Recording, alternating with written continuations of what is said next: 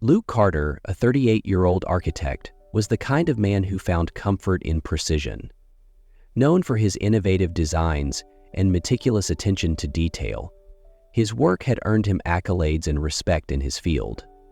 But while his career soared, his personal life remained strictly compartmentalized, untouched by the chaos of emotions and relationships. Luke's office, perched high in a downtown skyscraper, was a reflection of his personality, sleek, modern, and devoid of clutter. As he reviewed blueprints for his latest project, the intercom buzzed, breaking his concentration. "Mr. Carter," Kelly, his assistant, said hesitantly, "there's someone here to see you. She doesn't have an appointment, but she insists it's urgent." Luke frowned, annoyed by the interruption. "You know my policy on unannounced visitors, Kelly." "I do, sir," she replied, her tone uneasy. "But she says her name is Julia Reyes, and it's personal." The name struck a faint chord in Luke's memory, but he couldn't place it. After a pause, he relented. "Fine. Give me 5 minutes, then send her in." Luke returned to his blueprints, brushing off the intrusion as a temporary inconvenience. Little did he know, his life was about to be upended in ways he could never have predicted. When the office door opened, Luke didn't look up immediately.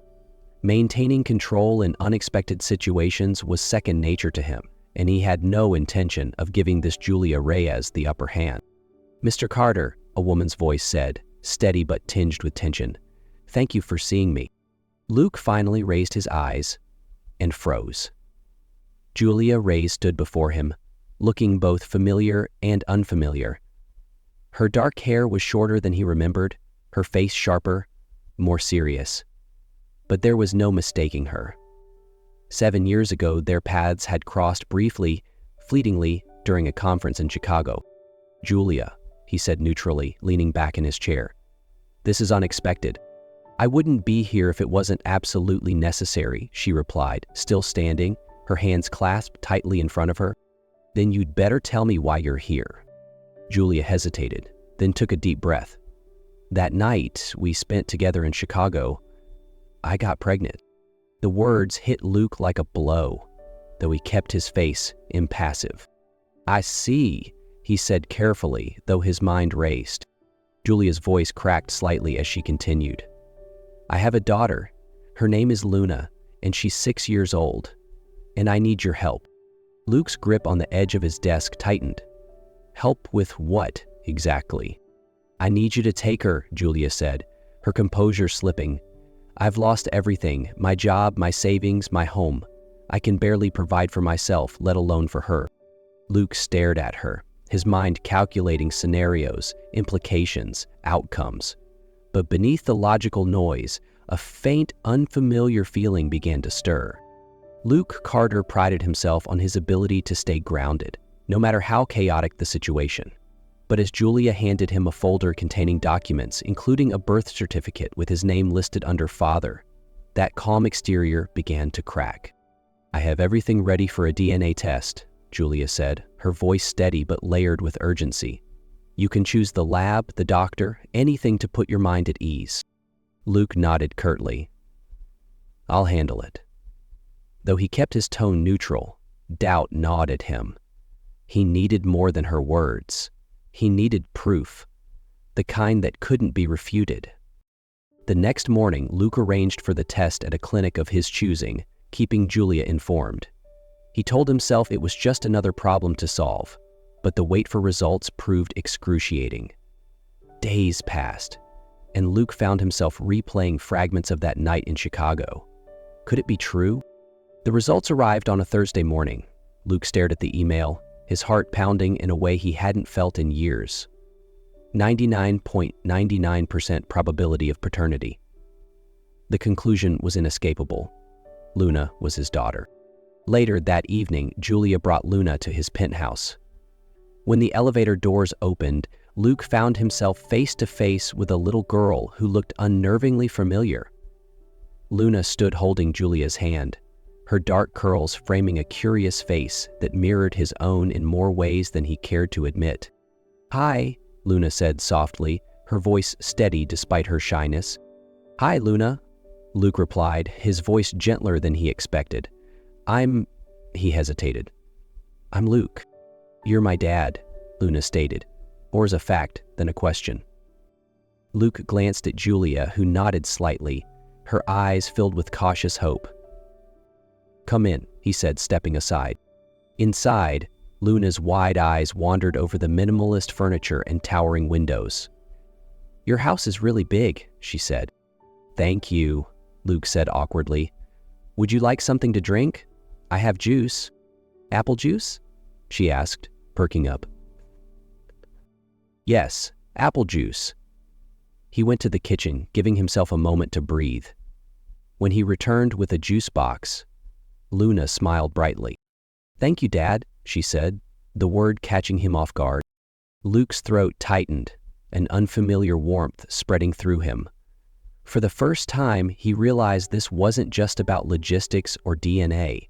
It was about a little girl who had no idea how much she was about to change his life.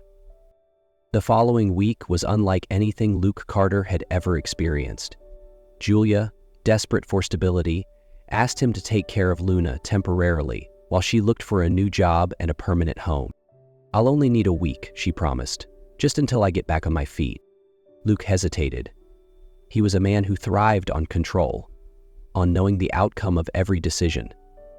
Taking care of a 6-year-old was entirely uncharted territory. But when he looked at Luna, wide-eyed and hopeful, he couldn't say no. Fine, he said finally. 1 week. The first morning was a disaster. Luke had no idea how to pack a school lunch or braid hair. Luna's questions came rapid fire. Where's my backpack? Do I need my library book? Can we have pancakes for breakfast? By the time he dropped her off at school, he was already exhausted. But as the days passed, Luke began to adjust. He learned Luna's favorite foods, her bedtime routine, and how to read her moods. She was bright and curious, asking endless questions about his work. One evening, she stood beside him at his drafting table, watching as he sketched a design.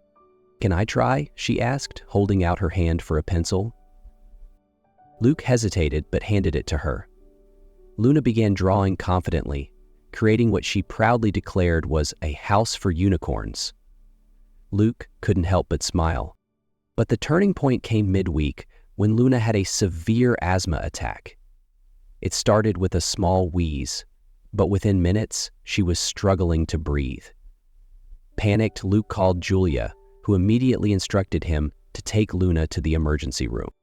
At the hospital, Julia arrived just as the doctors began treatment. Luke stood helplessly by, his usual calm shattered. Watching Luna struggle was unbearable. She'll be okay, Julia reassured him, though her own hands trembled. Hours later, as Luna slept soundly in her hospital bed, Luke sat beside her, his head in his hands. Guilt weighed heavily on him, intertwining with the growing resolve.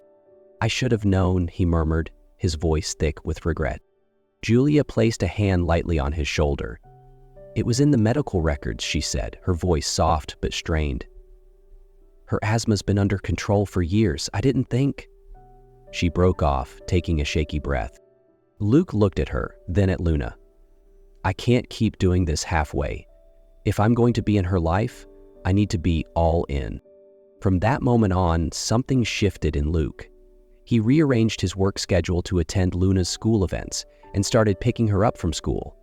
He even learned to braid her hair, though his first few attempts were laughably uneven. For the first time in his life, Luke Carter's world wasn't defined by blueprints or deadlines. It was defined by the laughter of a little girl who was slowly teaching him what it meant to truly care for someone else. But just as Luke was beginning to find his rhythm as a father, the outside world intruded in a way he hadn't prepared for. The balance he'd carefully constructed began to tilt when an unexpected phone call shattered their peace. Luke's decision to fully embrace fatherhood marked a new chapter for him and for Julia. Though their relationship was still cautious, they began working together to provide Luna with the stability she deserved. The first major step was housing. Luke insisted on helping Julia find a permanent place to live. I found an apartment close to her school, Luke said one evening, showing Julia the listing. It's in a secure building and it has enough space for both of you. Julia hesitated, her pride warring with her need for stability. I appreciate this, Luke, but I can't let you pay for everything. I need to do this on my own. You can pay rent once you're back on your feet, Luke offered, his tone firm but understanding. This isn't about us, Julia. It's about Luna. Reluctantly, Julia agreed, and within days she and Luna were settling into their new home. Seeing her daughter excitedly decorate her new bedroom brought tears to Julia's eyes. Meanwhile, Luke and Julia began to navigate co-parenting. They attended Luna's school events together, worked out shared routines, and even spent time as a family on weekends. One Saturday, they took Luna to the park, where she delighted in showing off her gymnastics moves. "Watch this, Dad," Luna called, attempting a wobbly cartwheel. Luke applauded, a genuine smile spreading across his face. "You're amazing, kiddo." Later, as they sat on a picnic blanket, Luna looked up at her parents. "It's nice when we're all together," she said, simply. Julia glanced at Luke, their eyes meeting for a brief moment. There was an unspoken understanding between them, a shared desire to give Luna the life she deserved. But the closeness also reignited old feelings. One evening, after putting Luna to bed, Luke and Julia found themselves lingering in the living room. "You've changed," Julia said softly. "So have you," Luke replied, his voice steady. They didn't say more, but the air between them felt charged, filled with possibilities they weren't quite ready to name. As the weeks turned into months, their bond deepened, not just as co-parents, but as two people rediscovering each other. Slowly, tentatively, they began to wonder if this unexpected journey could lead to more than just rebuilding their family. Just as Luke was settling into his new life as a father, an unexpected challenge threatened to unravel everything. Early one morning, Julia called Luke, her voice tense. "Have you seen the news?" "No," Luke replied, frowning as he opened his laptop. The headline hit him like a punch. Renowned architect's hidden family, Luke Carter's secret daughter and former flame revealed. The article was filled with photos of him, Julia, and Luna at the park, accompanied by invasive speculation about their relationship and how it might affect Luke's career. By the time he arrived at his office, the fallout had already begun. His partners and clients were calling non-stop, questioning his judgment. During a tense meeting, one partner confronted him. "Luke, this is damaging our reputation. Investors are worried. You need to address this." Luke's jaw tightened. "I'll handle the media, but my daughter and her privacy are off limits. Do you understand me?" That evening, Luke found Julia pacing in her living room. Luna was in her room, thankfully unaware of the chaos outside. "This is why I didn't tell you before," Julia said, her voice breaking. "I didn't want her dragged into your world." "She's my world now," Luke replied firmly, "and I'll protect her, no matter what it takes." The media frenzy forced Luke to make a choice he had long avoided. After days of reflection and heated meetings, he called his partners together. "I'm stepping back," Luke announced, his voice calm but resolute. "I'll remain involved in strategic planning, but the day-to-day operations need a new lead." His colleagues were stunned. "Luke, are you sure about this?" one asked. "Yes," he replied firmly. "My priorities have changed. It's time I focus on what matters most." With the transition in motion, Luke turned his attention back to Julia and Luna. On the evening of Luna's school play, he and Julia sat side by side in the front row, their hands brushing as they clapped for Luna's performance. "You're smiling," Julia teased softly. "It's hard not to," Luke admitted, watching Luna beam on stage.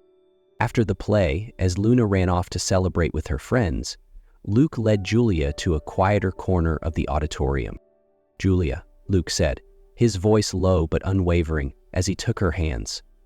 "I've spent my entire career creating spaces that people call home. But the truth is, I didn't know what home really meant until now. You and Luna have shown me something I never thought I needed. You've changed everything." Tears glistened in Julia's eyes as Luke dropped to one knee. "Will you marry me?" he asked, his voice steady but filled with emotion. Julia laughed through her tears. "Yes," she said, pulling him up into an embrace. Their wedding was small, intimate, and perfect. Luna proudly stood as their flower girl, scattering petals with dramatic flair. As Luke and Julia exchanged vows, they promised not only to love each other, but also to create a home filled with warmth, trust, and laughter for Luna. In the end, Luke realized his greatest achievement wasn't the career he had built, it was the family he had found. As he stood with Julia and Luna, surrounded by love and laughter, he knew this was only the beginning of their story, a story of second chances, growth, and the power of connection. If this heartfelt journey moved you as much as it moved us, don't forget to subscribe to our channel. We bring you more stories like this, filled with emotion, inspiration, and the beauty of life's unexpected turns. Hit the subscribe button and turn on notifications to never miss an update. Share your thoughts in the comments below. What part of Luke's story resonated with you the most? Thank you for watching, and we'll see you in the next story.